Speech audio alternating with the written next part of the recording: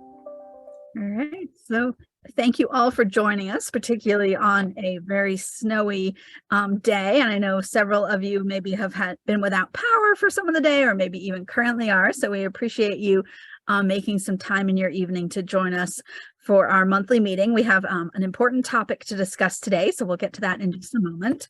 But first, I also wanted to wish everyone a happy Girl Scout week. Hopefully you had an opportunity to celebrate Girl Scouts' birthday this past weekend, maybe participate in one of our Girl Scout religious services this weekend, or some of the programs that our Girl Experience team is offering. But we're excited to be celebrating the 111th birthday of Girl Scouting this week. So to start us off for today's meeting, I'm going to pass it over to Trisha, our CEO, who's going to do our welcome and then also dive right into our first topic. So I'm going to bring up our slideshow as well. Excellent. Thank you, Carrie. And thank you everyone for joining us today. We did debate whether we needed to move this call, but we couldn't come up with a new time to move it to. That would make sense.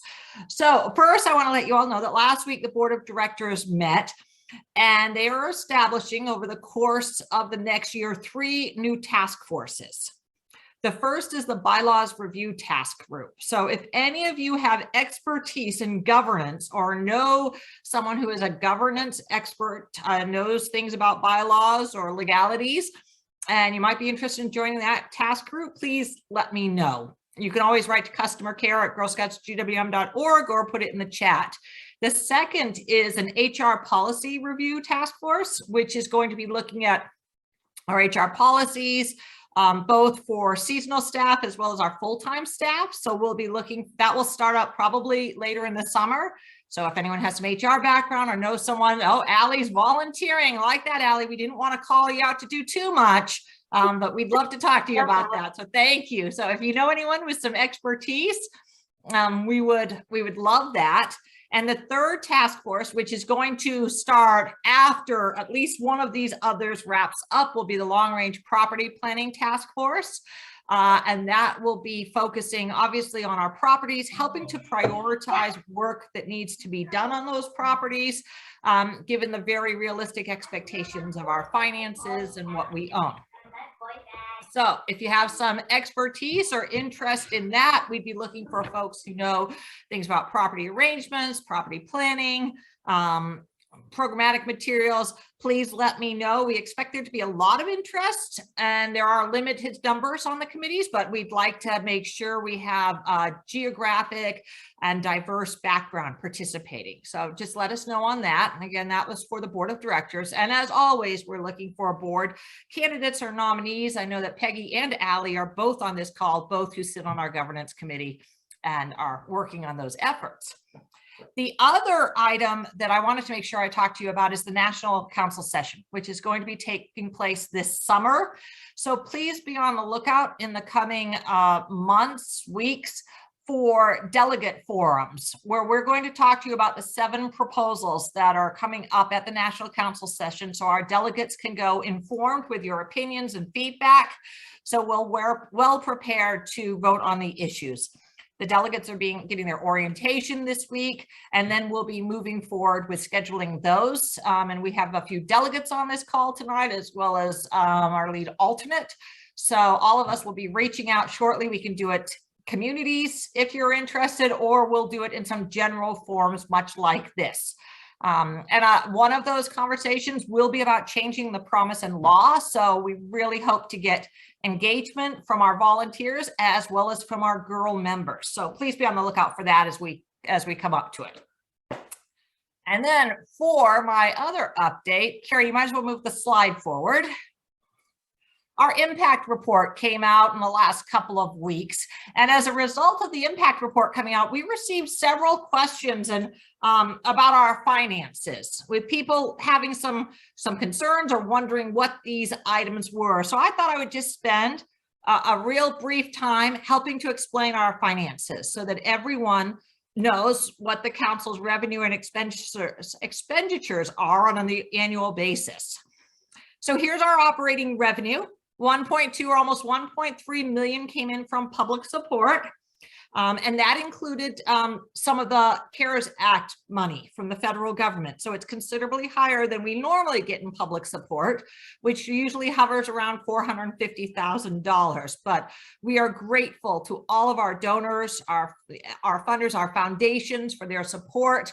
And we really hope to continue to engage our public with supporting Girl Scouts and recognizing our value.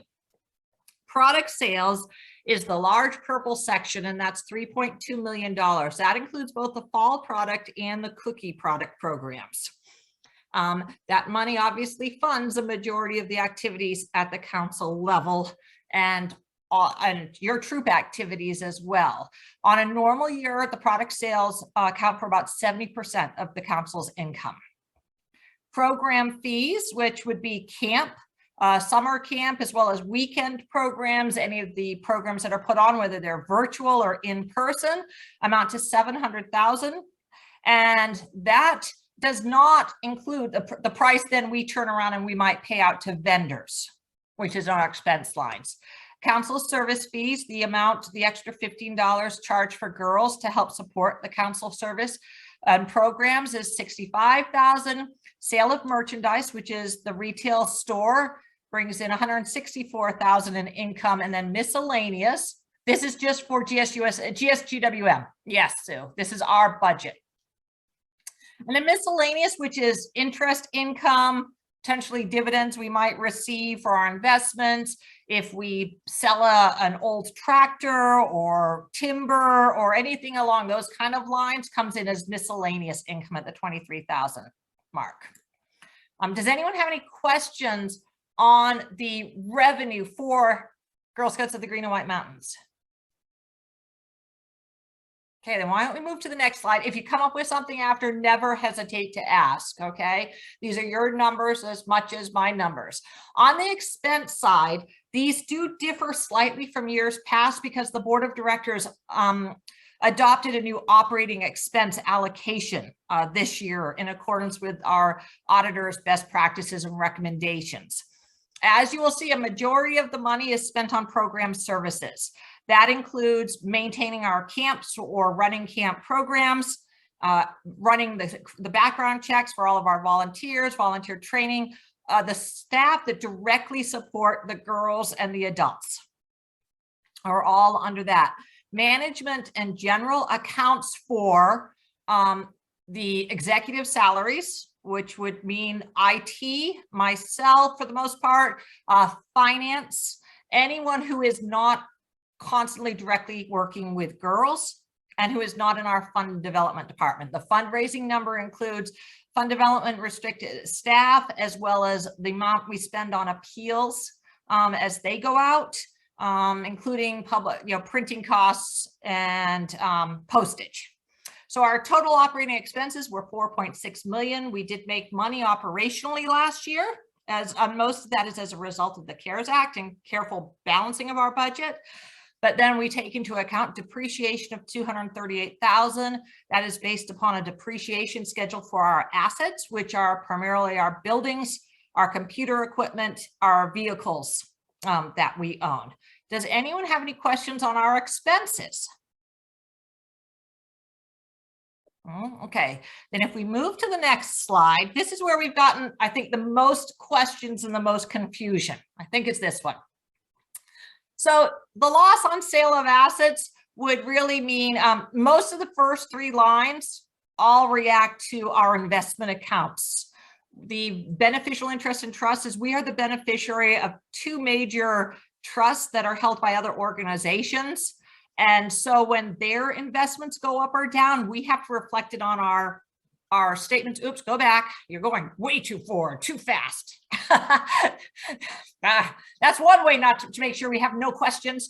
But we don't have any control over how much they make or how little they make on the sale of on the beneficial interests, but we are very fortunate that we are the recipients of those funds. The other is our investments. Anyone who watched the stock market this year goes up or down. And so that's that. And so Marie's asking, what category does camp fees and event fees fall into? The income comes under program revenue, which is around 700,000, and the expenses to run those programs, including paying any experts or buying any of the supplies, are under the program expenses, if that helps. So last year we started off with net assets of about $10.5 million. We ended at 10.4, so we did have a decrease primarily because of the investment account activity. But we have been asked, what do we do with $10 million in cash? That's been a big question apparently in the last couple of weeks that came into our customer care desk and some of our others. That 10.5 million is not cash. The large majority of that money is our camp properties. So the assets include all of our real estate. So consider the value of Camp Farnsworth or Camp Kettleford, Seawood, or Twin Hills, and those are sitting there in the asset category. It does also include the value of the Bedford Service Center, which is an owned property, and then the amount of money we have invested in the board designated funds or in the restricted funds that we own. It does also include some cash, but we are not sitting on 10.5 million in cash that we are just we can't decide what to do with. But that was a big question. Does anyone have any questions on understanding what we've shared on our financials at this point? And you can raise your hand if I can't see everyone with the screen being shared, so it's hard for me to know whether anyone's got any questions. But we just want to make sure that all of you understand, and if someone asks you about it, that you can, answer the questions that are in the impact report if it comes up. Tricia, this is Karen. am I unmuted? Yes, you are, Karen. I can hear you. Okay. I just have a question. Looking at, you were saying normally our public support is around 450,000. Yes. Is that right? Okay, but we're spending about 250,000 on fundraising. Mm-hmm. Is that high? Or is that, I don't know what the norm should be, but it seems like we're spending a lot, and should we be bringing in more? And that ties to another thing, and having been on a board a long time ago in Girl Scouts, I look at the percentage of our income from products being, you said normally 70%. Right now we're 70%. I guess I think of it being, that's girl generated income. You are correct. That seems like a lot. It is. What do we do to increase? The public is supporting us with cookies, but I hate to see that much pressure being put on the girls to raise that kind of money, because it's time. It is program, it's good program, but I have a troop in town that spends several months with cookie booths when they could be doing something else. 3 or 4 cookie booths would be a great experience. They don't need to do 9 or 10, that kind of thing. Right. Right. So I agree with you, Karen. We would love to see public support increase more across the board. And we recognize the hardest part is getting the public to understand our value. And so one of the discussions we often have is how can we ensure that everyone is speaking, who is involved with Girl Scouting, is speaking positively about Girl Scouting in the community? Because first, our staff have to express and understand the value of Girl Scouting, and then our volunteers have to understand and express the value of Girl Scouting. And then our girls and parents also have to express the value of Girl Scouting, because if someone ever hears a negative, they're less likely to support us. And that can be true if you're sharing it with your local Rotary Club or the person standing next to you in the grocery store, because you might not know if they have a foundation or are somehow tied to a corporation that supports us. So it's been a conundrum for Girl Scouts for years. And it's a national problem around public support, because so many members of the public see the cookie sale as the way they support us. Mm-hmm. But buying a $5 box of cookies is very different than making a $5 or $25 donation to Girl Scouting. And so it is actually something we would love more input on. It's something that the advancement committee struggles with, is why don't we get more footholds within it? And the board is very much tied to ensuring that we don't rely solely on the girls, because not only with the cookie sales and the product sales, 70% of our budget, but the next largest line item, if you take out public support, was program fees, which is another girl generated income. And so we're looking at a huge amount, over $4 million in girl generated income. Right. But Girl Scouting should be funded by the adults and adults. Except I'm also going to say, I know I have a call full of volunteers. You all are already giving of your time and your energy, and not everyone has the resources to be able to support us in additional ways. And so we walk a very fine line. But we've been reaching out. Our development team has been very actively engaged in finding new foundations or grants to write to. I think it's 30 of them this month. They have been making outreach efforts to our banks to try and create relationships, knowing that banks are required by federal law to give back to their communities. So they have been really trying to engage additional partners to increase public support above what we have been doing. The upcoming walk that the group is planning is designed to be a fundraising activity, and that will take place in September. They'll be looking for corporate support for that event, as well as people to help support us through that. But we have to continue that, Karen. And I know tonight we don't have a lot of time to continue that, but I would love to have a breakout session with folks to talk about how we can increase public support. And I know Kelly would as well, and I know Kelly's on this call, probably very excited that this question was raised. Thank you. Thank you for asking it. I know it's a tough one. Is there, I think I saw Marie say, great question. Yeah, and Isabel's talking about the comparison to the Boy Scouts. Excellent, Ursula, we love this. So we'll have a special group about that, but it's been an issue for Girl Scouts for a very long time. Hi, Isabel. I was saying, I put in the chat that we had it in Connecticut way back, and there were fundraisers where you asked parents to give something at the same time in the spring when you asked them to register, and a whole concept. And this was, again, discussed 20 years ago, more 40, 30 years ago, whatever. Right, yeah. Connecticut. How do you get people other than the parents of girls who are already supporting because they're doing things, and the regular volunteers and alumni type groups and things like that? And there was that comparison with the Boy Scouts. Mm-hmm. Who seem to have gotten their alumni in shape better than Girl Scouts. And that's a national thing. And it's been there my Girl Scout life.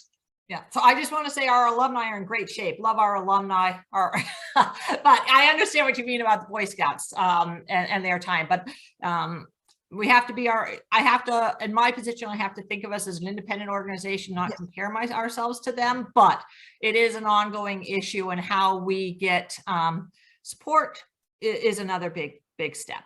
And so knowing that time, we'll come back to this. And I think our next meeting, we're going to have a breakout on public support and how to help start turning this conversation around. And getting the good news out there. I totally agree with you, Ursula. That's a big thing, is how to get the news out there. How do we share information? I can share with you that we have sent out more press releases than ever before, but they don't get picked up. The negative stories get picked up far more than the positive, and we send out press releases probably every day. But you don't see any press releases every day from the Girl Scouts, but we are actively sending them out constantly in an effort to try and boost that public support.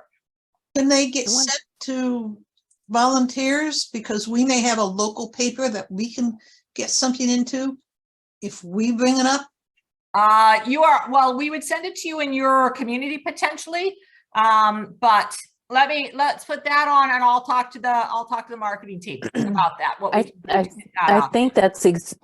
I think that's exactly right here with our local paper. They're more likely to print something if it's coming from a member of the community. They are much more likely to do that. They are very, very much more likely to do that. And Tara wanted to know, I saw Tara Tilton's comment about the 11-year-old with the palm oil story. That was something that her father pitched to NHPR. And that we were notified about it after the fact and reacted. But we were engaged in that. Well, we were engaged in that conversation, but I have to remember what SMH means. I'm not very good at letters, but yes, the girl's father sought that one out. But we would love to help volunteers send the stories out. I know some, shaking your head. Thanks, Tara, for letting me know what those words meant. But we would love to have volunteers send stories out. Some communities have marketing folks on their teams. A lot of communities do not, but we would certainly love to help all of you in that regard. So I'm just going to go to the next slide because we would love to have, I understand, no time to write, so we'll work on that.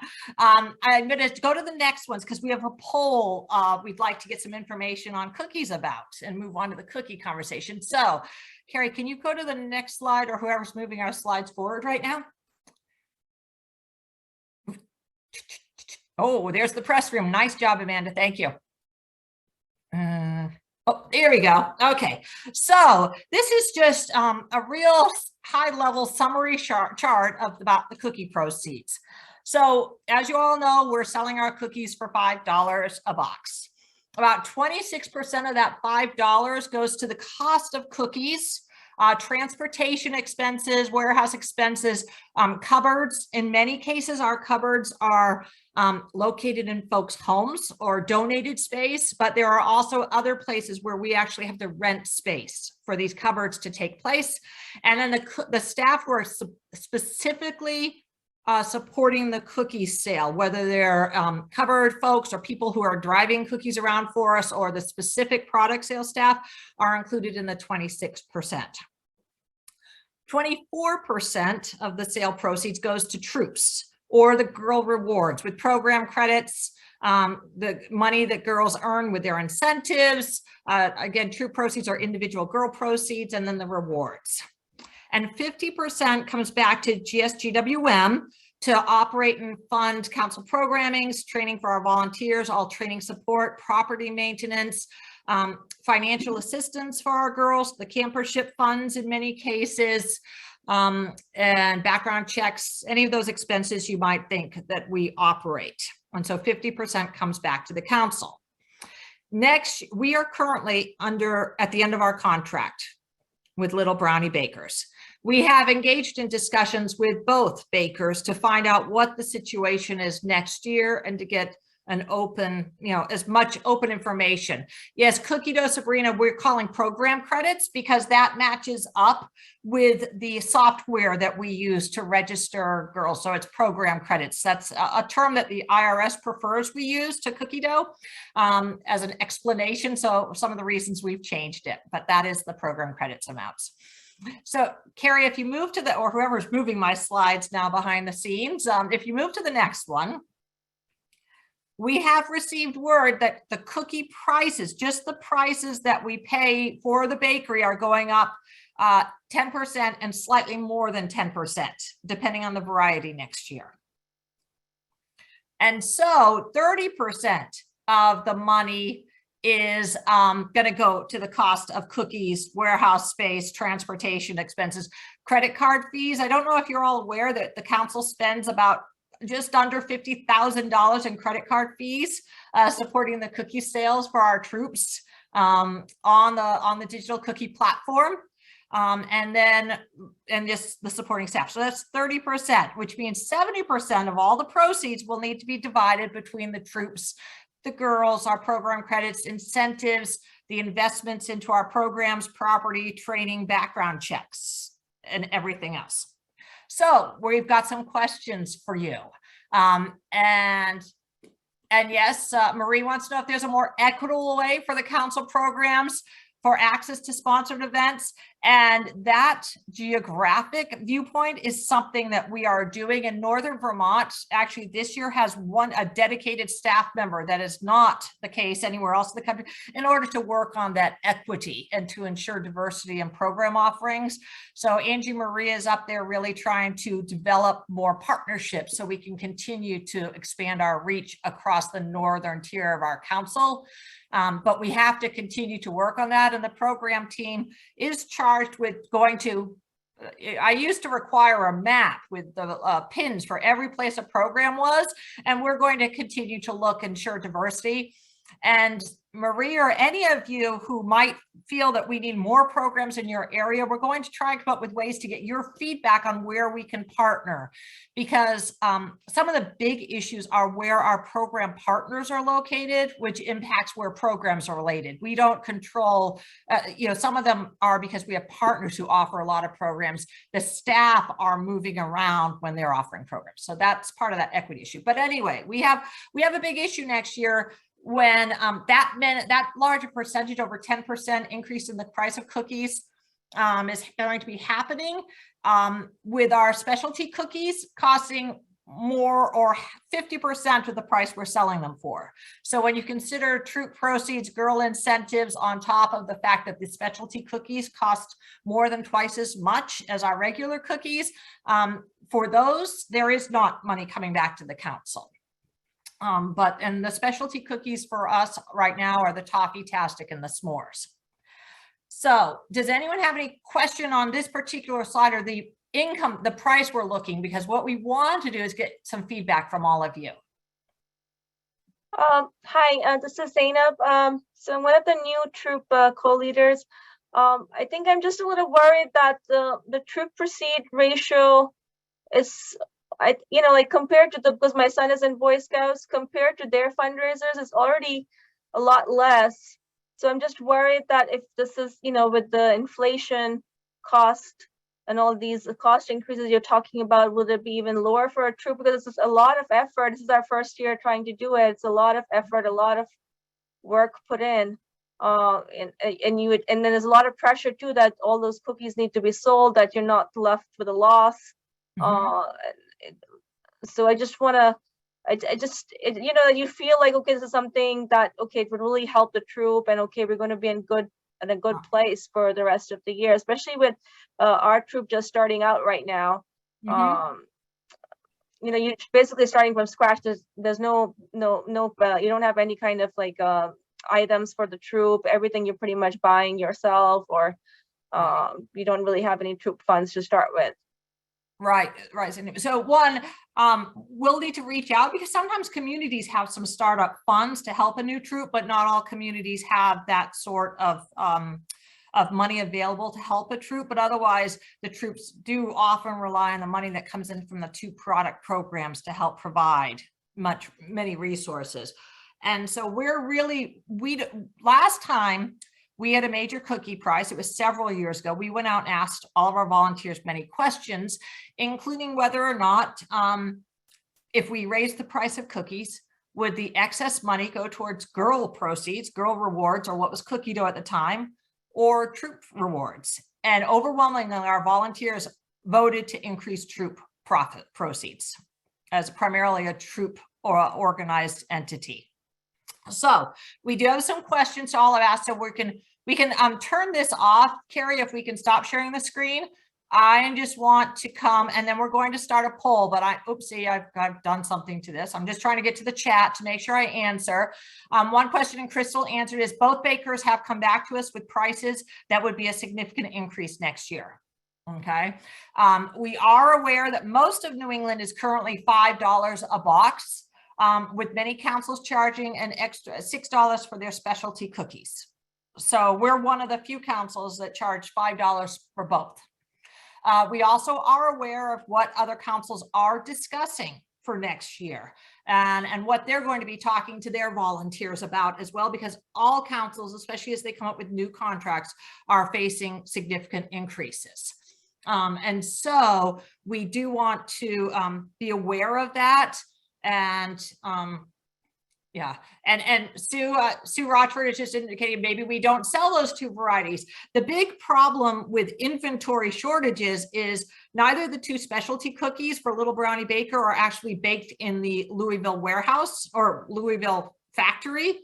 And so us not having those cookies might not impact inventory management at all, because those 2 cookies are baked elsewhere. And I know that we do have a lot of people who can't eat gluten who ask for the Toffee-tastic, but overall it's 3% of our sale. But Crystal and I have our own opinion on what we should do with cookies next year, but we really are looking for all of your opinions because boy, we'd get rid of a few if we could, but we don't control those cookies. GSUSA controls the varieties to a certain extent, and that. So let's do the first poll question and see what we get. Please answer and then we'll talk about it, okay?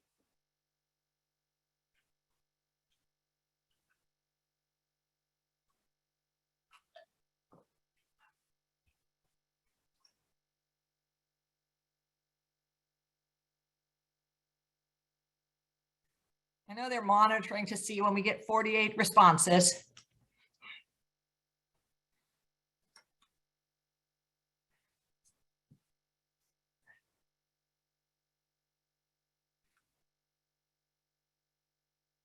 Do we have them all yet? I can't tell. We're Everyone's close. We're at 36, but maybe the staff aren't voting. They all voted this morning during our all staff meeting.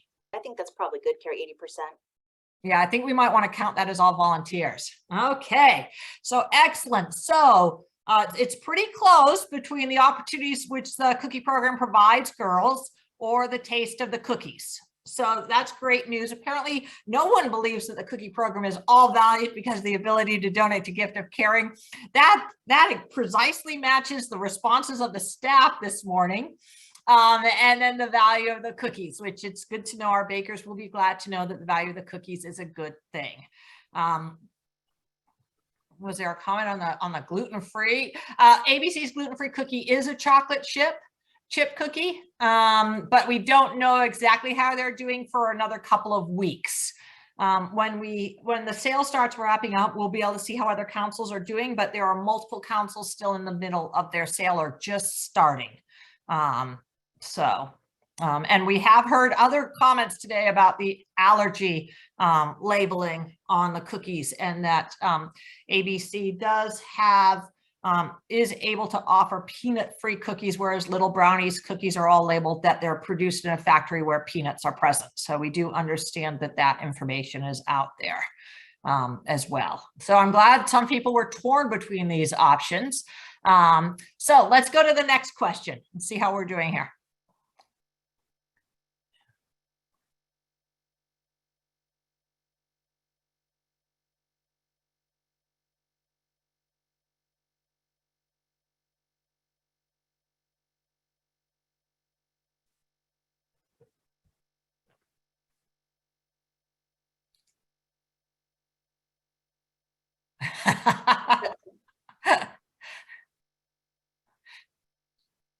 We're only at 73%. We got to 80% last time.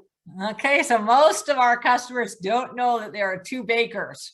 I'm wondering if that's increasing after, the lovely articles this past weekend about talking about the two bakers out there, because I know that there was quite an article around Little Brownie in one of the national news. So excellent. I'm assuming all of you now know at least that there are two bakers, including our brand new leaders. Most people don't know. Okay, excellent. Okay, good to know.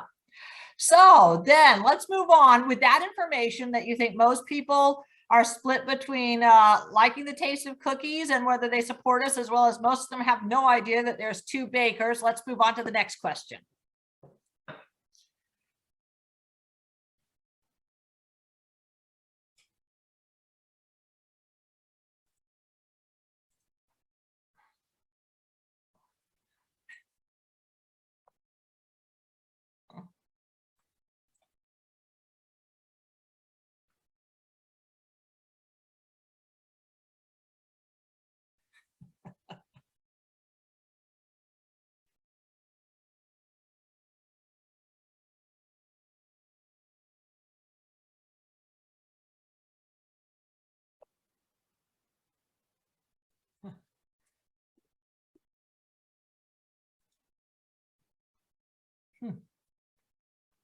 Interesting. Okay, so 34% thinks that these are the best cookies. 31% say it's familiar and I know what to expect. 23% don't know if there's a benefit one way or the other, or that they say that there are no benefits. So, so that's good information to know. And it's good to know that. I liked all the comments that we were seeing about lemonades. Oh, interesting, Jenny. So the interesting thing is we've actually been doing some taste tests. We had the board of directors was able to do a taste test. We didn't have a lot to taste as we were up on the contracts. We got to figure out how we can get more. But we also had some non-Girl Scout families do a taste test as well as staff. And overall, ABC cookies won. And that is including from folks who have been lifetime Little Brownie baker cookies. But Little Brownie has always said that their cookies taste better, but it was fascinating. Fascinating, I think, to many of the staff and to the board members to actually vote for ABC cookies overall on our own taste test. And I think we were all pretty shocked with that. Little Brownie won overall for Do-si-dos and tagalongs, the peanut butter flavors. But people actually like the ABC cookies more, which made me wonder whether they changed their flavor, because the last time I did a taste test, they were different. So yeah, the border towns. Oh, if they love the toastiers, nice to know. So it's fun. I know all of you are tasting cookies as well. So it's kind of interesting to do it. So let's go to the next survey question. Would you be willing, would you want us to move?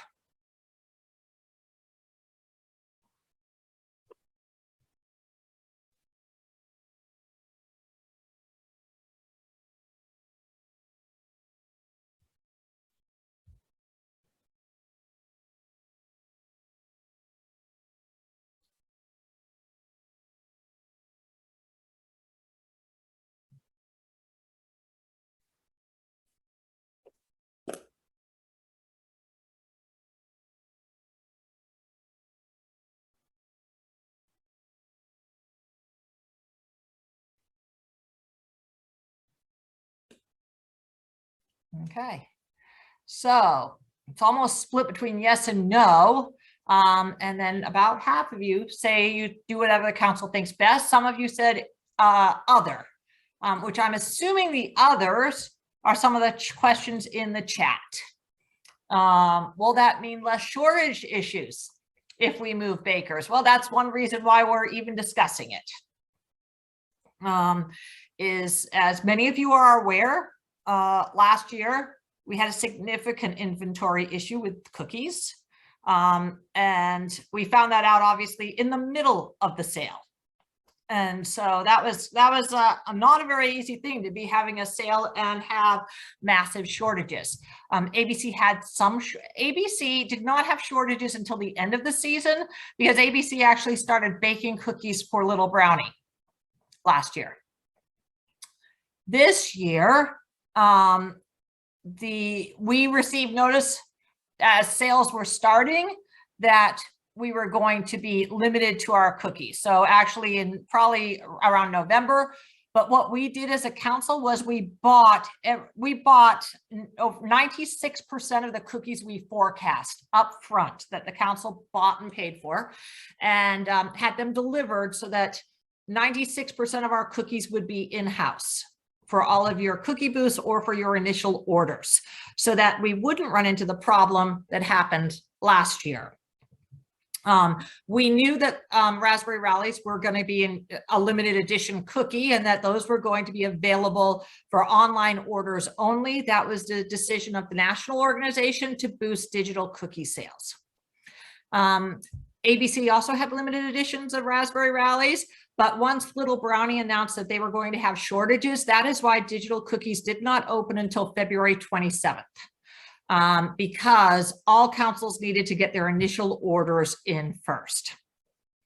And the initial orders are what are most important, because the girls have gone out door to door taking those orders, or troops wanted those orders for their booth sales. So digital cookie for Little Brownie councils opened on February 27th. Digital cookie for ABC councils opened when their sales started in January. So some of you have heard that ABC had shortages, and they did have shortages on their Raspberry Rallies, and they sold out of Raspberry Rallies twice, but it was actually right in accordance with their schedule for the limited edition, because digital cookies are digital cookies shipped are a very small part of our sales overall as a council, as a nation. So we are faced with some interesting issues, but the one reason we are seriously discussing this is because of Little Brownie's inability to bake cookies that we need and to supply you with it, and the stress that that puts on you, our volunteers. We have definitely received the feedback that you don't like a digital only cookie, and that people overbought. Troops did not do what it was expected, which was girls to sell these cookies. We had in some cases people buying, 150 boxes of the Raspberry Rallies, which wasn't exactly the point that they were for, but we do understand a digital sale only is not a good thing. And I have provided that feedback to GSUSA, has other members of our team. And I have begged them not to ever do that again. I know what they were trying to do a program. So I've got 24 messages in chat. I'm not sure I'm going to be able to do this. So I can, so the big issue is whether the bakers can agree on their contract. So, which is exactly what we're looking for. Who can supply us? Currently, Little Brownie bakes for 70% of all Girl Scout cookies. ABC bakes 30%. Our concern is what happens if everyone jumps to ABC, will they be able to keep up? That's a big issue. And people were concerned about the mint taste. That's interesting. That's kind of interesting. And I do know that ABC did have some issues, but only because they ran out of Raspberry Rallies, and they're on, for those who ordered via digital cookie, they ended up canceling 10,000 orders because they couldn't cancel only the Raspberry Rallies in their system. But next year, they're all going to be on the same one. Sue Rochford would love it if both bakers would use the same cookie name. So would GSUSA, which is why the last 2 cookies that have come out have required the same name for both bakers. They both had to bake a s'mores, and they both had to make a Raspberry Rally. And after the s'mores, with the 2 cookies coming out so different, that is why Raspberry Rallies came out more the same. We don't control or own the recipes. Those are owned by the bakers. But they are getting more and more control over what they're supposed to look like. ABC bakes out of South Dakota, and Little Brownie bakes out of Tennessee. And I understand your customers might buying the shortage or supply chain issues, but that's what we've been told, and that's the best I can deal with, is that there are supply chain issues, most of it due to staffing issues, is what we have been told by our baker, and we must trust. And I understand that everyone has some upset girls. We do as well. And donating through digital cookies is a wonderful idea. We did look to see whether we could ship, but we would have to charge more than the shipping contract, the nationally negotiated shipping contract. So we couldn't offer any savings off of anyone else shipping to family and friends. So I think I've caught up with the chat, not positive. Obviously I can talk in circles, but let's go to the next question. So how should our council plan to offset the cost increase of 10%?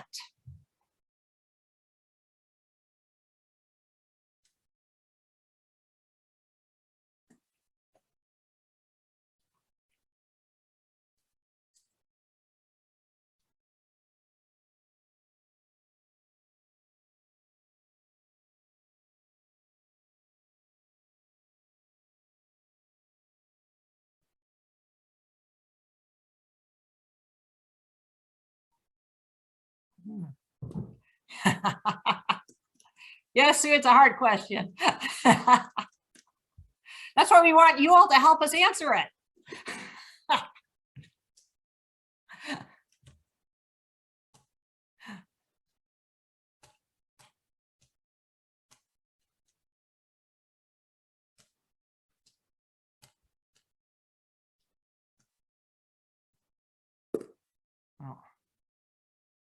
Okay. Okay, so 55%, so more than half of you believe we should pass along the increase to the customers. It's good to know. About 1/3 of you believe we should decrease council offered financial assistance or camp maintenance. That also would go to programs, and then decrease program credits. No one wants to decrease troop proceeds. We want to maintain money going to the troops. That doesn't surprise me, but good to know overall. Okay. Well, that's a good one, Sue. We'll have to figure that one out, how we can do it if we're allowed to do it under our contracts, but we can limit the number of sales on those other cookies. And so when we get into our long-range property planning, if we end up decreasing the amount of money offered for camp maintenance, we'll have some other difficult questions we'll be asking all of you. And I'll get to the Baker accountability, Tiffany, towards the end of this conversation, okay? And what's in our contract and what we can do. Yeah. So, and we actually can run all the numbers once camp registrations are in place. There's a question about how many girls use it, about a lot of girls using their program credits to go to camp. We can actually run how many girls use their program credits for camp versus registering for programs, buying membership, or purchasing items in the store, or how many of them go unused. Because, you know, about at least 10% of the program credits that girls earn go unused. And we've been doing everything possible to try and get that word out there so that money does not go unused. So, yeah. So, okay, next question then. Based upon the fact that more than 50% of you believe that the price should increase. Oh, right. Oh, okay. Here's a simple question. 50% said we could pass the price along. Now the question is, do you think we should raise the price of cookies? Yes or no?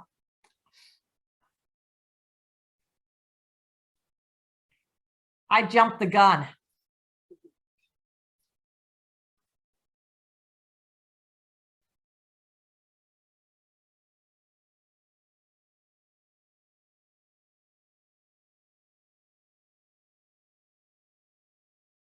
Okay. Oh. Okay, so 64% yes, 36% no. So based upon that feedback, I believe the next question is, if we do raise it, what should we raise it to?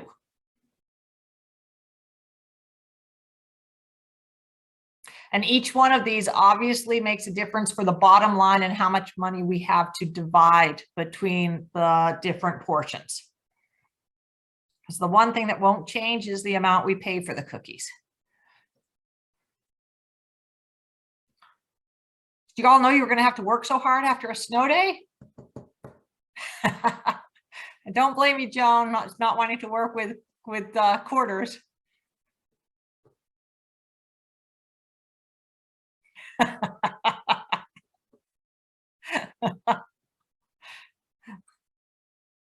Just so you know, money that goes unused for program credits is used to help provide financial assistance.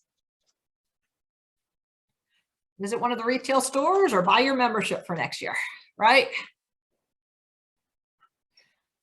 Okay, so there's an other. Maybe some of you want to increase it to $7. I should have, or $10. I should have thought of those numbers. No, just teasing. Don't yell at me. Okay, so majority are saying $6. Some are saying increase the specialty cookies to $6. We might come back with some numbers for you on what that would mean, given the low number of specialty cookies we sell, what that would mean for the money to be divided, but we can work into that. And we do recognize that teaching young girls, I had someone on one of our board related committees discuss if we had to talk about this, maybe we should make cookies $5.25. And I tried to explain to them what a 6-year-old dealing with quarters is like, or trying to do that math, that this is a great financial literacy program. It's all about setting goals and learning money management, but maybe we shouldn't expect that sort of math happening at this level. So, oh my gosh, 16 chats. I tried. Oh, good. A lot of it is just reacting. I like that. Okay. Something needs to change in this process. Yeah. Right. And dealing with customer service issues. Okay, so we'll have to work on some of these and understand more what some of these questions are. Okay, so we've got some feedback on the price. Do we have another survey question? I'm trying to remember. Yes. We'd just like to know how many of you participated in this program as a volunteer or a parent.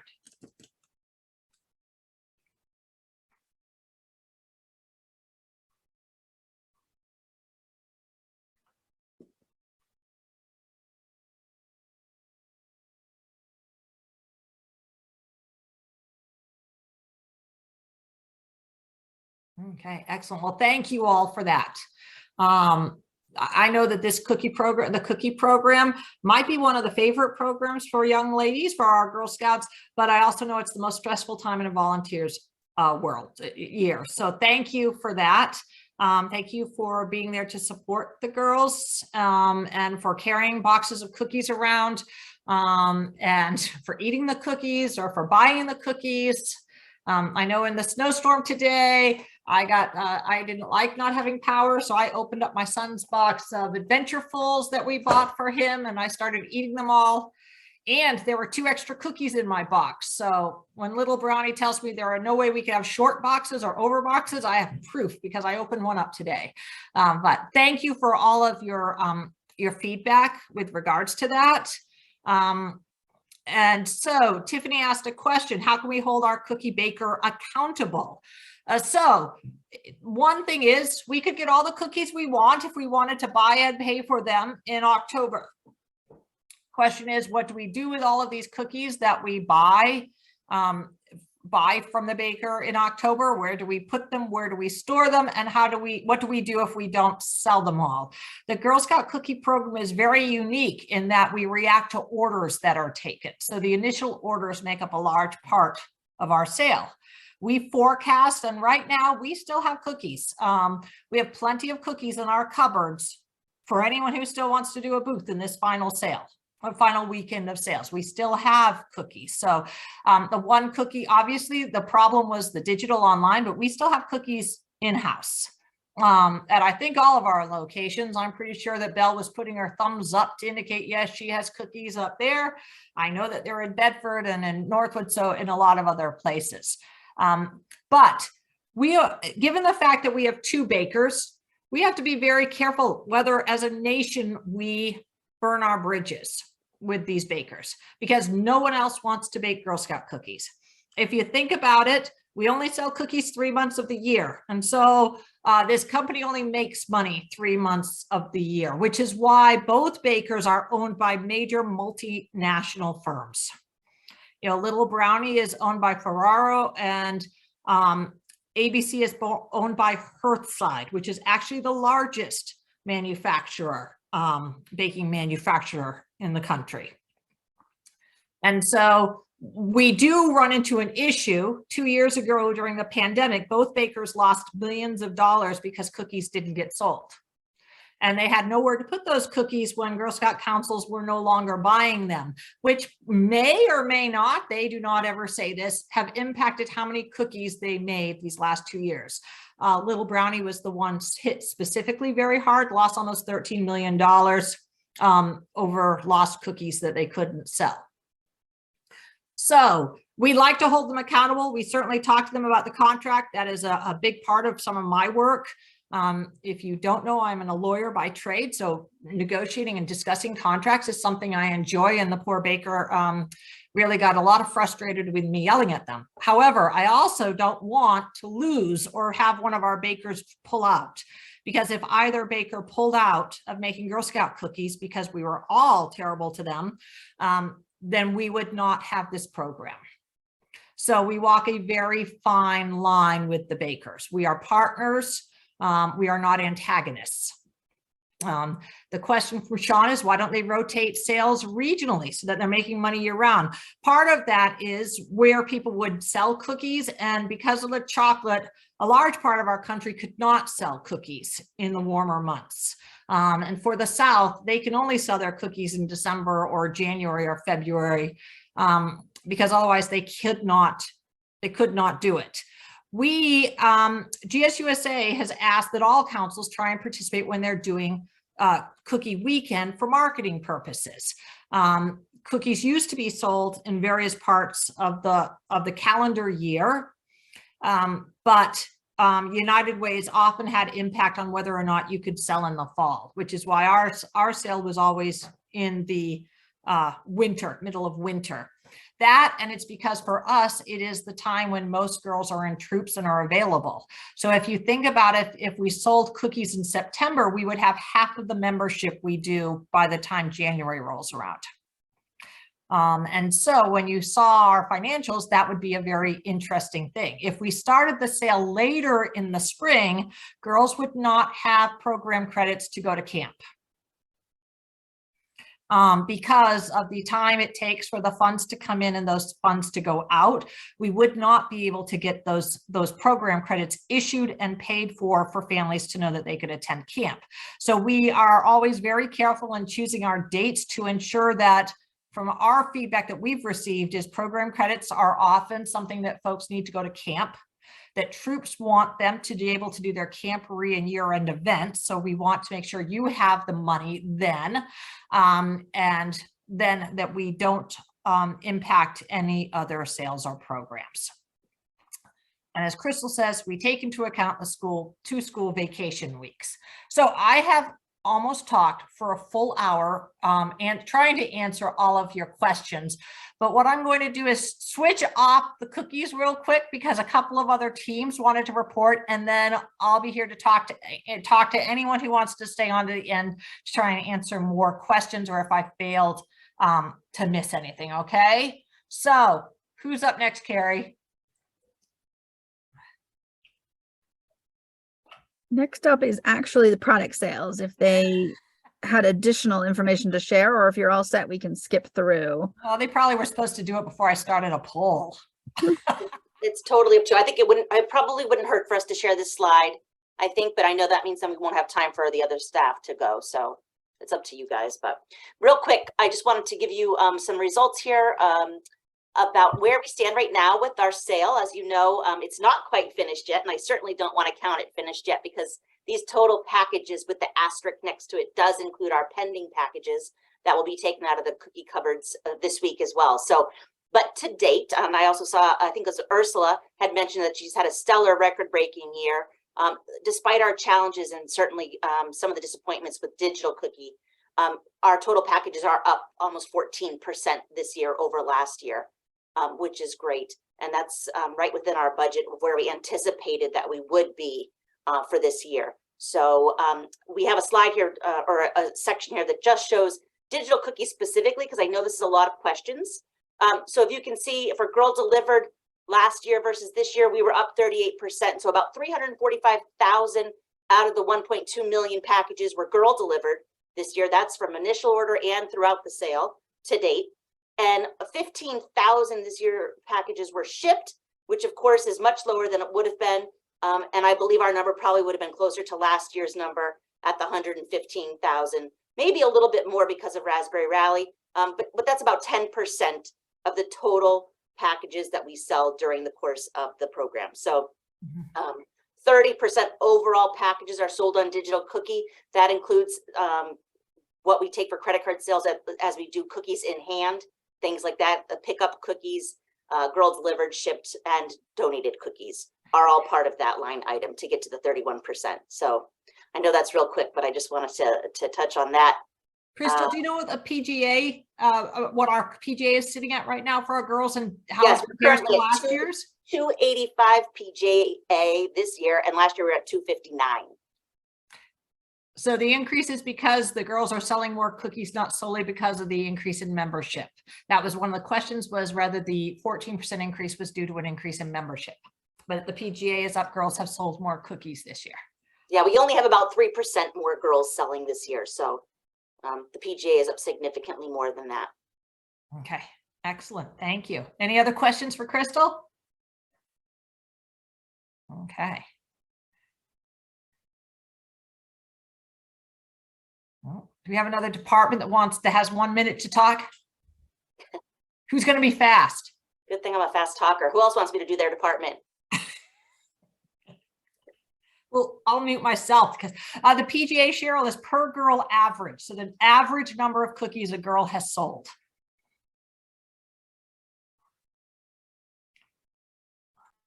Right. Apologies as I was skipping through a few slides because we just made a change in the order.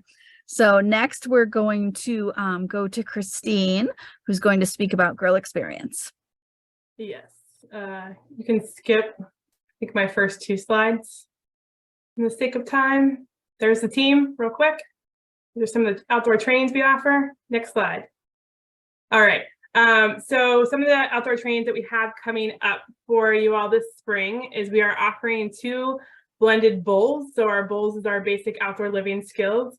So we have one on Saturday, April 29th in Richmond, Vermont, and one on Sunday, April 30th in Portsmouth, New Hampshire. And we're also offering a Ready, Set, Go camping and bowls weekend, which is an opportunity to bring your troop camping with you while an adult can get their bowls training. So you'd be set to camp on your own after that.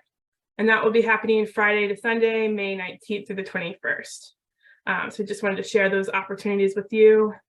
We could go to the next slide. We would love to come out and visit your troops or your service units to talk about camp and encourage your girls to join us at camp this summer. So I believe Cassandra is actually going to drop a link. We created a quick chat form that if you would be interested in having somebody from our Girl Experience team come out and talk to camp, talk about camp to your troop. We'd sing some songs, do an activity or so. We'd love to have the parents. Maybe we could come at the beginning of a meeting or towards the end of the meeting. So if parents had any questions, we could talk with them as well. But we're looking to get out and share the magic of camp. And I think we can, I was going to just highlight some of our program partners, but all of our great programs are on the activity calendar on our website. So feel free to check those out. But these are some of the different partner programs that we have coming up over the next couple of months. Are we still going to do some breakout rooms? No, I was gonna say, I think we're gonna pass on the breakout rooms because we've taken our full time. So we will stay on if you have additional questions, particularly if there are any new leader questions there, we can get your information and either answer them now or make sure that someone calls you in the next day or 2 to answer those. Christine or Cassandra, there's a question in the chat about the Ready, Set, Go camping. Just want to make sure they want to know if that's only for those who have gotten their bowls yet. No, it's not only for people that don't have bowls. We'd welcome anybody to come to the training or to the weekend. Sorry. You just wouldn't need to go to the bowls training part. You could just enjoy the weekend with the girls. Great. Excellent. And the question is that at Twin Hills? But I believe that one is at Farnsworth, correct? That one is at Farnsworth. Yeah, We but do there is have a troop blended- camping weekends at each of our properties over the summer though. So if you're looking to go troop camping at Twin Hills, check our calendar and you'll find weekends available there this summer. Excellent. And that troop camping over the summer is with staff to help support. Is that correct? Correct. Okay. So Jacqueline's question was, if we go up to $6, where does the extra 50 cents go to troops or the council? That would be something we would discuss and plan and make. We don't have that decision yet because we don't know if we're raising the price. So some folks have talked about, I've seen comments about the cost of our programs is high. So maybe we provide greater subsidies to our programming for the girls who do that. But we haven't made any decisions yet because we don't know if we're increasing the price of cookies. So we haven't had that conversation. So I don't have an answer to that yet, Jacqueline. Well, I'll keep this open. Does anyone have any other questions? You can raise your hand so we know that you have it, or did I miss anything else? Go ahead, Isabel. You're muted right now. There we go. We are looking for we have 2 events over the summer, June and in August, that could be townwide things like Stratum Fest and things that we'd like to have council come and provide. That one particularly, like last year, I think they bought the STEM. I'm happy to talk with you about that, Isabel, if you want to schedule a time to talk with me and we can see about getting recruitment out there. Okay, and at least to get, the other one is smaller, it's a town event and we can get a table, but we would need materials. Yep, there's Do it. certain And- protocols in place for that too. So I'm happy to talk with you about that at any time. Excellent. And if we did something community-wide, can you deal with flyering schools in the fall so that we could have a big event? You're gonna have a recruitment event or Yes, Yeah. I would- yeah. we can help with that. What is Girl Scout event? Yep. The recruitment team can do all that. Okay, thank you. Okay, And one other question, so is there any recompense that the one leader who was really upset at our meeting, her daughter, they moved from Florida up here 2 years ago, has always sold nationwide with shipped cookies. Mhm. And I guess the digital cookies opened and then closed within a day. Mhm. Her 80 some boxes of cookies that she was counting on just didn't exist. I think, Isabel, we're going to have to talk to you offline about that. We Okay. had some other folks discuss potential compensation for lost cookie sales, but the problem becomes when overall they've already sold more than they have in years past. How do we prove that they've had a loss? And we can't, it's kind of like if you have to have a If the mom has last year's numbers, or who but did it? that's not going to necessarily be valid if she sold other cookies elsewhere, because we don't know if they've already purchased and sold. We don't have a system to compensate. That's not what the cookie program is about. So we can talk to you about that offline. If I don't know if someone already has done that, but it's more, No. we don't. I thought that's I'd not ask. what the cookie Whom program- can I contact? Huh? Whom can I contact about that? You could always contact customer care. I think we might do, I don't know if the program team already knows about it, the product program team knows about this or not, but I know that several of them are online, Isabel, so they'll reach out to you, okay? Okay, can you reach out to me from program, not from customer care, because she got nothing from customer care except sell and deliver. Well, locally. as I said, that's not, I mean, that's not what the cookie program is necessarily. And so when girls have sold more this year than last year, how can we as a council justify, and and how should another girl pay for that girl claiming that she has a loss when other girls have been able to sell more? This is the situation. It was those cookies, it was those boxes she sold every year. Right. That was all. But she's moved here from Florida, so we don't know if that's 2 years ago. right. But we don't necessarily have those numbers. And when you're talking about 2 years ago was COVID, everyone sold more online 2 years ago. So if we were to look at those numbers, then we would have to take money from all sorts of things in order to do that. So it's not how the program operates. It's not how businesses operate when we have proven concepts that show that girls sold more in other manners. And it's hard for us to know the online digital cookies. And we also know that girls could ship directly. Not that we're asking anyone to do that. I have great, I'm very upset that we sold out of cookies in 8 hours online. That was certainly not what was expected, not what we could do, but we have no proof that we would have sold more for any sort of compensation to come back to us from the baker. So what is being asked for by a parent is for other girls to supplement what a girl is alleging she would have sold. And these allegations could be very true, but we don't have any proof of that or proof that that would be the case. And so we can talk to you about it individually because we know all of the sales data. We know whether she sold more this year than last already. And we also might need to know what was the intention to do with the proceeds. We don't want any troops hurting. Okay. Okay, and I see that Karen's gotten her question answered, I hope, with that. And Sean had a question here, but I see that you've popped to the front with your hand raised. Go ahead, Sean. Yeah, so I do want to ask that question because on the chart that we saw earlier, it said that last year Mhm. over 115 boxes were shipped and ordered online. Yeah. So that was $115,000 with sales. This year we sold out in 8 hours, only a little over 15,000. That is like a small percentage. Right. So my question is, why did council make our shipped orders so small? Part of it, Sean, is the timing. So the cookie sale started in January and our initial orders, as you noticed, were well up.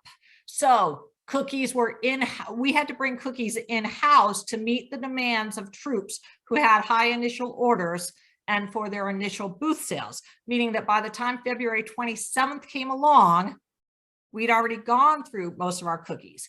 Now, at first, the bakery had informed us that they had about 750,000 packages of cookie, or 750, I think it was cases of cookies at the warehouse for when online ordering took place. But they couldn't tell us whether we were going to be limited or not limited with those varieties other than raspberry rallies.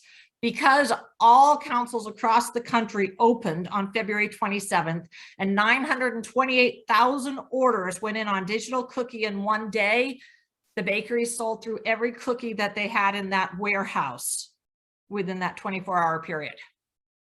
Was when you made the order, did you go based on last year's numbers and just match at that? Oh, no, we actually did a forecast based upon the number of girls, assuming that because cookies were down last year, that there would be a greater increase in the number of cookies. We predicted that the sale would be increased this year. And we predicted that when we notified the baker that we were going to be wanting more cookies this year.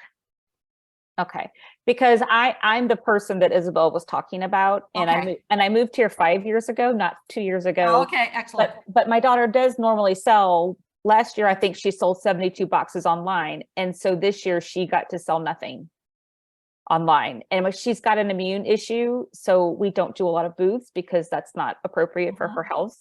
And so it was a huge hit for us. And I'm just trying to understand like the events that occurred, you know what I'm saying, to kind of create that storm where no cookies were available within 8 hours of no shipped cookies were available. Do you see what I mean? And I understand. And I mean, we know it hit across country. We are hoping, but I cannot make any guarantees that potentially the bakery will be able to restock that warehouse, and maybe, but I can't make any guarantees on whether or not they have any cookies for that warehouse for those to be delivered or shipped, because we're struggling with the fact that we have 13 sister councils who moved their sales back to allow there to be cookies for digital cookie on February 27th. And right now they're not going to have enough cookies for their initial orders. So we're trying to make sure that our sister Girl Scout councils have cookies as well, while recognizing the needs of our girls. So we're really trying to figure that one out, and how they can do it. And the national organization is stepping in. The baker's working overtime, but it's not a matter of what we could or could not do, although we still have cookies in house. So if it's a matter of she knows who she can ship to, and you're willing to help or package them up, we can do, that is something that can happen because we have cookies here. If that's something we can do, the problem is going to be collecting the shipping and handling. right. Yes. I can't afford to ship 70 boxes of cookies. You have to be able to collect shipping and handling from your friends and family, because that warehouse, I don't know if they're ever getting cookies again. Right. And then and we did have our retail store try and figure out if we could do it, because we did have cookies in here, but we couldn't do it and make heads or sense, because again, we couldn't figure out how to collect the shipping and handling. right. Because we can't run cookies through our retail store, or it's no longer a girl program. And so we really tried to figure out how we could do that, and we cannot mix up a girl program with our retail operations. Right.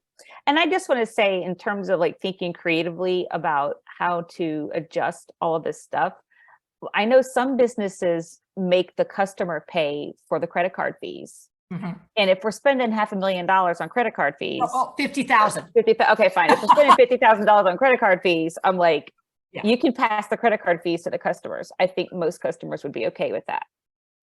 the big issue becomes, how do we do that on Digital Cookie or on these platforms when, again, it's young women, it's little girls sitting there operating these booths where most of these credit card fees come up. Well, currently our platform's not set up to do that too. That's financially the amount of money that takes to be able to make that happen is not something that currently exists. So it would take you know, restructuring and the cost to do that to Digital Cookie currently, but certainly something I'm sure that's being talked about to pass that along to customers, because it's either the council that pays or the troop that pays. Either way, you know, we're paying. So it would be great to pass that along to customers. Right. So, yeah, we do it on, for our online giving. We can collect credit card fees for other things that we do, but we don't know how to do it on that platform. That's and I don't want to put any child at a booth, you know, if we're thinking that they'd have a problem with $5.50, I don't know what they would do with adding 3%. But it's certainly something that we hope might be able to come up with technology wise. But Laura, you have your hand raised. Yeah, so I just had a question because my troops struggled enough when cookie sales started right at the beginning of January.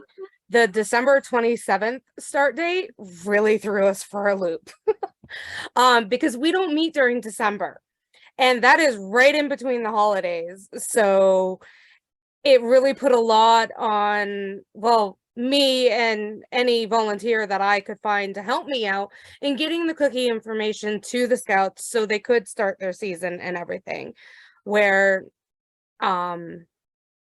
just because it was right in the middle of the holidays. So, I mean, January 1st, I mean, our scouts because we do a cookie kickoff the first Saturday in January, you know, after New Year's and everything. So sometimes they wait like a week, but it would have been 2 weeks of them waiting for their cookie information packet things.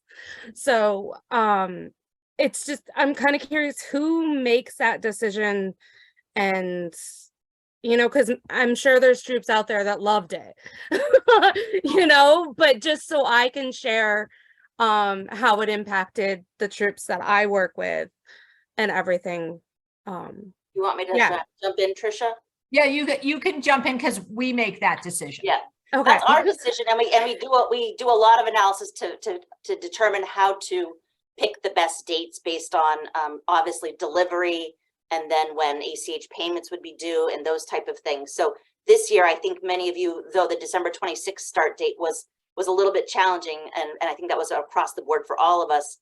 We're pretty excited to get their cookies the first week in February, which I think was the first time we've had that, I know, in the 9 years I've been here. Yeah, other than it was negative 20 degrees out. That particular Saturday that was not great. I wish we could have planned that better in June. But, I'm like, I don't think the cookie truck's gonna have a snow or a weather delay. So yeah, I'm kind of stuck doing this, aren't I? I know that wasn't an ideal date, but yes, certainly it's something that we will take into consideration. Again, we'll look at school calendars, dealing with 2 states, New Hampshire and Vermont, and even within our states, we have different February vacation weeks, which is unique to our states versus any in the nation. So we take into account that as well. You know, I think we talked about in our team, I would love to see the cookie program start on January 1st. I think that's a great date for it to start. I think often the earlier in December time was to consider parents to be able to set up their digital cookie sites, hoping that that was something they could do with their parents over school vacation, because that is more parent and girl led. But you know, certainly something we'll consider for next year, and you'd like to get the cookies in early again, like we did this year. Yeah, no, it was nice to get cookies earlier, and you know, but the flip side to that is you're probably starting booths earlier then. We did. Well, no. That was one of the first years that we actually had a pretty good space in between. So what we did is we ordered booths February 10th you could begin, but otherwise they began on February 18th, which was the same date I think as last year. So yeah, no, that is true. Because I'm always thinking, why can't we just push it out 1 week? So then maybe we have another one in March where it's warmer. But you know, I get it. I mean, you're juggling a lot of different things and everything, but directly in between the 2 holidays, is tough, especially when your troop doesn't meet in December. But you know, if we could have the sales start before the vacation, maybe we do a special meeting then in December. And, you know, it just kind of caught us off guard this year, too. So, Feedback. No, I appreciate it. yeah. But yeah, cool. No, that's good to know. And we'll probably be asking folks feedback, you know, at a future meeting as dates start coming out and schools release their calendars and we know when school vacation weeks are, because those have been 2 weeks in February people have asked us to avoid for delivery of cookies. So it's a very tight timeline. But I saw that there was almost some pros, so some cons on the advanced date. And we will do all that we can to pressure for more cookies to be available for shipping. Believe us, we were all caught off guard that they didn't have enough cookies. And we will, you know, we're going to try and do everything we can. But we might ask for feedback from the volunteers as well, whether it's more important that we have the initial orders or that we have cookies for booths, or that we have digital cookie, because as things continue to move forward, if they've been like they have been the past 2 years, we're juggling a huge amount of pressure from different audiences for each of those items.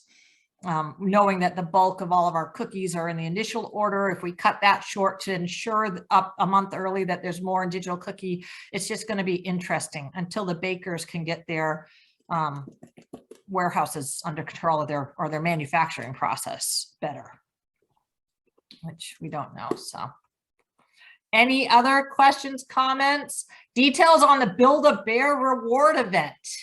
I Well, I've been trained. I'm an officially capable of making Build-A-Bears. I took my training. I'm sure That's true. so I'm ready to go.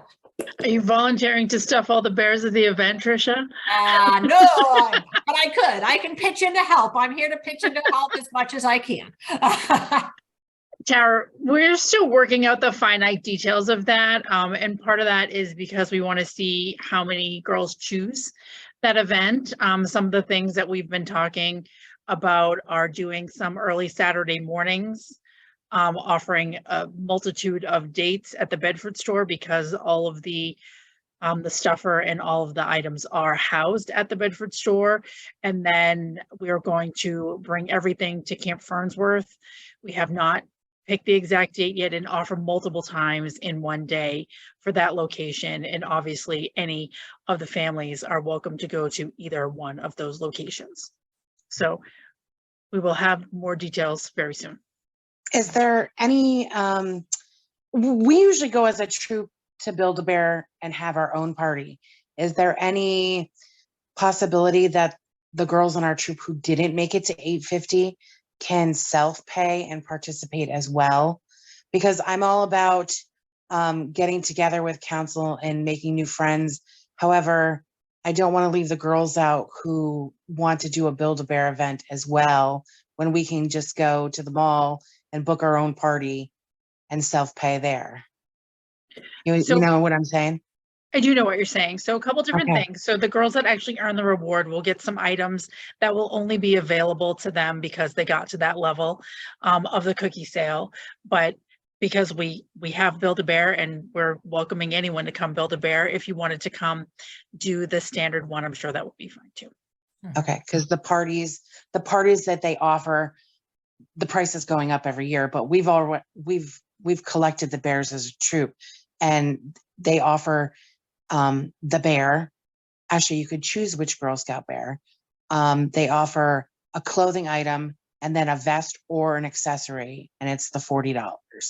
So what are you saying is going to be different from the packages that they offer at Build-A-Bear?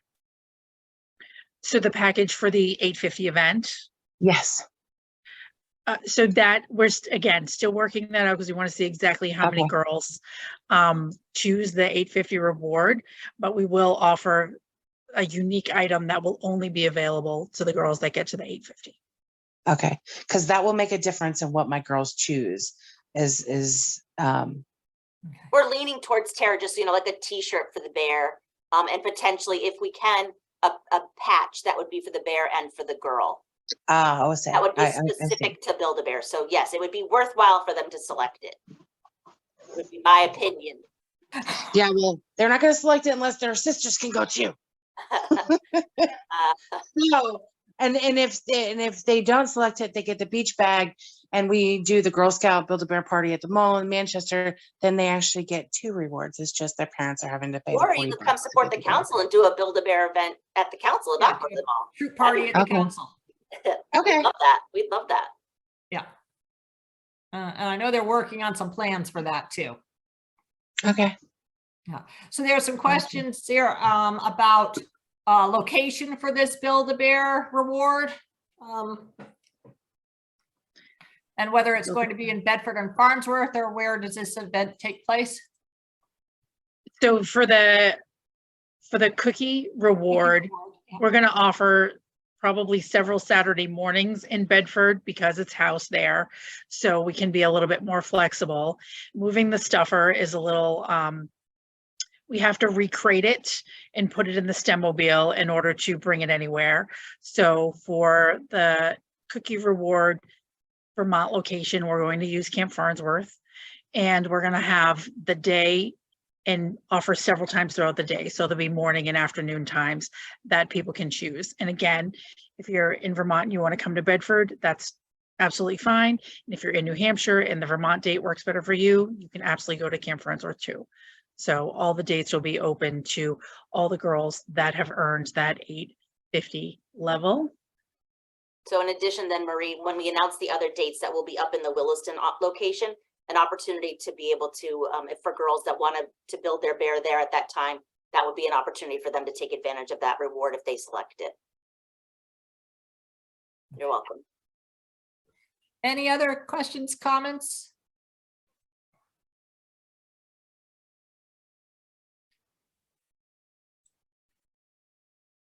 I'm amazed no one lost power throughout this meeting.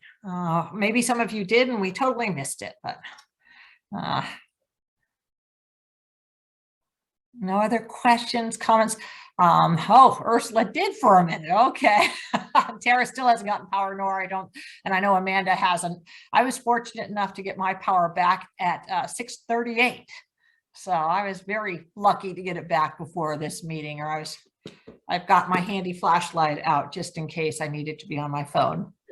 So well, first I'd like to thank you all. I know what you do is amazing and you really make a difference to the Girl Scouts lives.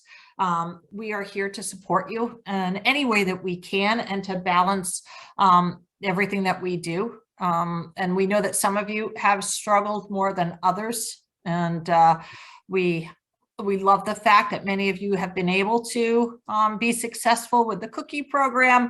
Others have had more challenges. It is designed to be a program, but we also recognize that it's powering your troops. It's powering the girls' ability to go to camp and to meet their goals. So that's also very important. I hope that you'll look at the programs. For those of you who don't feel there are programs in your area, please consider reaching out to us to schedule a time when we can brainstorm program partners that might be in your area that we could better partner with to create more programming. I think that would be a great opportunity for us to find more and reach out to more program partners. We have a staff member who is dedicated to program partnerships and extending the reach of what we do. And beyond that, I'd like to thank you all and wish you all a very happy 111th Girl Scout birthday. It's really amazing that we continue to be proud Girl Scouts after all this time and that we continue to grow forward.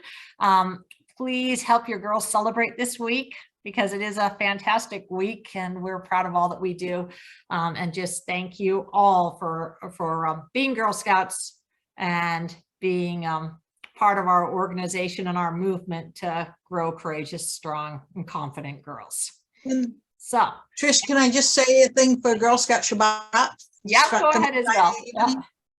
Because I haven't heard very many, but we used to have, I don't know if any churches in the communities have done Girl Scout Sunday, but Eitz Chaim Synagogue, which is in Derry, New Hampshire, will be doing Girl Scout Shabbat, and there's also a virtual, you can join via Zoom for the service. And we'd love to see people that come, and they can contact me for more information. I did post in the VSC Facebook page, and I haven't seen it online on the council webpage at all. But It's on the calendar listing, Isabel. It's on okay, the, with all the stuff for events during Girl Scout week, it wasn't listed there. oh, it's on the GS events calendar, so people can Okay. link there to sign up. Okay, so I've heard from one parent in Vermont who's going to join via Zoom, but okay. And I can see Thank you. some folks have shared it. So thank you so much for organizing that as well. It's very, very helpful and very much appreciated. So, and Cassandra, you've got a suggestion for the Middlebury Rec Center in Vermont, which is great. Feel free to continue, even as we close out this meeting, give us information, and you, the program team has the name of at least one person you'd probably love to talk to Paula, do some brainstorming. So, anything else? No? Well, then thank you all. Stay warm, stay safe. Don't hurt yourself shoveling. It's very heavy out there.